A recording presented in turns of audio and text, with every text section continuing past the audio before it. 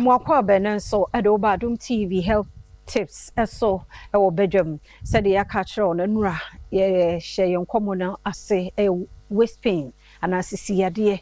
osisi ya wo ya otie de do wo kan ye no a na nye wo de bia se wo sori ada bi nti ho nkomo na ye die e ma no nye wo se mere wan nkokora nko a waka age no so e de a kire na ye to aso tie bia wo ye e de kan ya wo hwe ya wiki mu nyina nkomo e ye sisi ya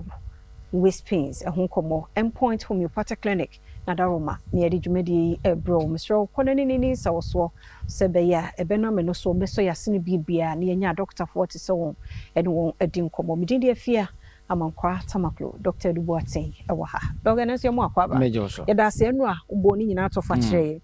yenhwe courses le na wo ka sisi yade ya na nye ye wo pain bi pa enye in fact excruciating e bi sisi yade ye no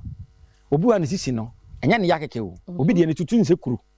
ekuro enti obi timi ba hospital se me fele sa misisi no ekuro pa ne wom okay obi so timi ba was misisi ne hye se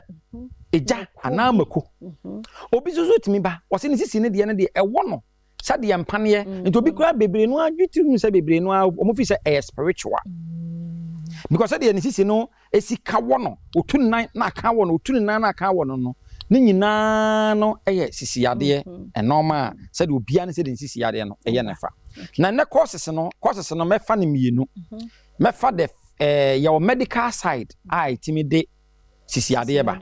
ene your lifestyle any activities bi aye ya eme sisi eye ya ma mention ase with activities no ene ne ade a ne ba bebre ene nkora ko school a akora wo class 1 class 2 kankan sesa akora no ko ye Cambridge kora de ya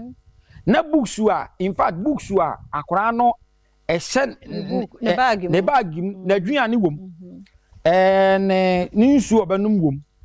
na ni books wom eno ma ya pack egu bag nim nya sanketwa enti akora ketwa na otesa no ne spinal cord no in developing way enti wo ko school oba anopa wo kwa bag bonachi awia oba bag bonachi load no a ewo no na akora na esei ne spine ebetuma ye na bia ni waist side no because of fagu or the bag ne bonachi sa no a wait ni nyina begina akora no ne sisi bedum be bia akwa kete na wa sha se mami ne sisi enti ade ba akọ ye lifestyle ni bia ye ya nim se e ko se waist pains ye sa ade no another lifestyle woman say obi ha ana habit bi o wa ye mfanya asem obi ha wo twika na ka bi abebo ne ka na chi pan oh no wasore ohwe na chi moja bi amba ohwe na ka no ka na nse ya o pa onko hospital nko check se ka ne bebo na chi ne the impact the tension aba na chi no ebetimanya impact bi wo ha da bi and take that time on one it may be 2-3 years na afia kanipa na de na to form eti accident ne nya ka nko a obu ha wonam ebia wonam wa ofie tiles so na ebia nsogu baabi na wo behu ansa wo firi so no be from prim firi soro kura like o sleep kura wa be hwe ho oto abepem ho tension na wo ho no etimi spine no etimi se no lumbar side no etimi se no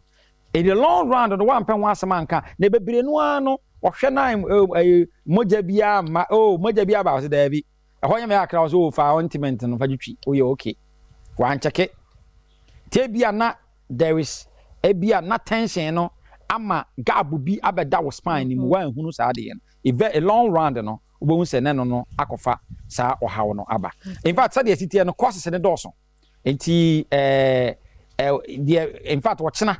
ye besa so kura no ahwe some of the courses na e bia me sure say betimi awie course and no ma de waist pain si ba no e doso bebre a watchna e beto azo na mom wo sisi ade obi si sisi no wo de na ka watofom wo de no da mpa so a wontimi nsole wo de no wontimi kura nante wo de no ama wache a frɛ number yi so ana yade bi ha obia fa number 0244 endpoint number no 0244 86 7068 endpoint wo baby a Kumase Takrade Accra Tema Takrade Enzama nyina benya endpoint wo 0244 86